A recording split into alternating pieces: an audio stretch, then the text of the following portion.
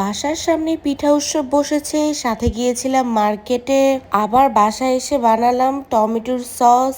So hello everyone, আসসালামু আলাইকুম। কেমন আছেন আপনারা সবাই? সকালে ঘুম থেকে উঠিয়ে নাস্তা করে নিলাম। আম্মু আমার জন্য নাস্তা রেখেছিল। এরপর দেখলাম তারা তরি তরকারি কাটতেছে, যেহেতু রান্না বসাবে। আর আমি এক গাদা টমেটো নিয়ে বসেছি। টমেটোগুলো কেটে সবকিছু ধুয়ে একসাথে বসিয়ে দিয়েছি। টমেটোর সস বানাবো, সামনে যেহেতু রোজা। আর এখন কিন্তু টমেটোর দামও অনেক কম।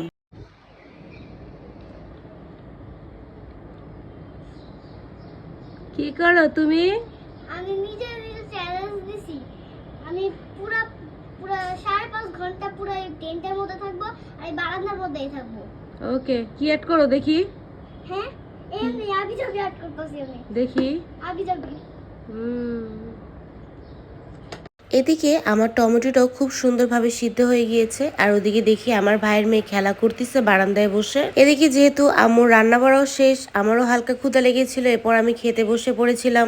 আর বিকেলবেলা আম্মুর সাথে একটু মার্কেটে গিয়েছিলাম, যে টুকটাক কিছু কেনাকাটা করেছি। দোরগুলো তো বেশ সুন্দর, আমার কাছে খুব ভালো লেগেছিল। এরপর আমরা দুইটা নিয়ে এসেছিলাম। এরপর কেনাকাটা শেষ করে আম্মু আর আমি চলে আসি। আসার পর বাসা থেকে ভাবি ওরা নামে, যেহেতু আমার বাড়ির পাশেই মাঠের মধ্যে মেলা হচ্ছে, পিঠা উৎসব। অনেক রকমের পিঠা আছে, চাপটি আছে, কালাই রুটি আছে, চিটা পিঠা, হাঁসের মাংস, অনেক কিছু পাওয়া যাচ্ছে এখানে। এরপর সবাই মিলে একসাথে ঘুরলাম, ঘুরে টুকটাক কিছু খেলাম। আবার এখানে বাচ্চাদের রাইড আছে, গানের আয়োজন করেছে। কুষ্টিয়া থেকে কুলফি মালা এসেছে, মানে এমন কোনো কিছু বাদ নাই, এ টু জেড সবকিছু আছে এখানে। আচারও আছে কক্সবাজারের। প্রথমে একটা আইসক্রিম খেয়ে নিলাম, যেহেতু হালকা গরম লাগতেছিল, মার্কেট থেকে এসেছি। এরপর রাইসা বুড়িকে নিয়ে গেলাম, বলতেছে ও এটাতে উঠবে। সে তো অনেক বেশি খুশি, সে লাফিয়ে লাফিয়ে উঠতেছিল এটার ভিতরে।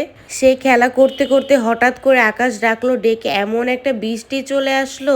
আর এদিকে মাঠে প্রত্যেকটি মানুষ ছুটাছুটি করছে, মেলা থেকে বেশিরভাগ মানুষই বের হয়ে গিয়েছে। আমরাও মাঠের এক কোণা দাঁড়িয়ে রইলাম। আর এদিকে কি সুন্দর খেলনাটা বন্ধ করে দিচ্ছিল তারা, গ্যাসটা ছুটিয়ে। এরপর বৃষ্টিও চলে গেল। এরপর আমরা চলে আসলাম যে স্মোকি বিস্কিট খাবো।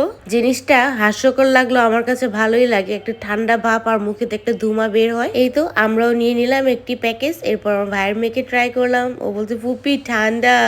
এরপর ভাইয়ের ছেলেকেও দিলাম, ও মুখে নেয়নি, সাথে সাথে বের করে দিয়েছে। এরপর চলে আসলাম একটু গান শুনবো বলে, একটু দাঁড়িয়ে গান শুনলাম। গান টান শুনে এরপর আমরা চলে গেছি রাইটে চড়বো। শুধু রাইসা বুড়ি একা না, আমি, আমার ভাবি, আমরা সবাই মিলে চড়েছিলাম। আর এই তো আমাদের কালাই রুটি চলে এসেছে। আমি কিন্তু আমার লাইফে এই প্রথম কালাই রুটিটা ট্রাই করেছিলাম। মোটামুটি আমার কাছে ভালোই লেগেছে প্রথমবার হিসাবে, কিন্তু লবণটা আরেকটু দিলে ভালো হতো বেশি। বাচ্চা মানুষ যেহেতু পিঠা খেতে পছন্দ করে না, এই কারণে ওদের নিয়ে চলে আসলাম ডেজার্ট আইটেমে। ওদের ডোনাট কিনে দিল ভাবি, ওরা ডোনাট খাবে বলে। এখানে কিন্তু পাহাড়িদের একটি স্টলে বসেছে, ওদের স্টাইলে এটা নাকি স্যুপ।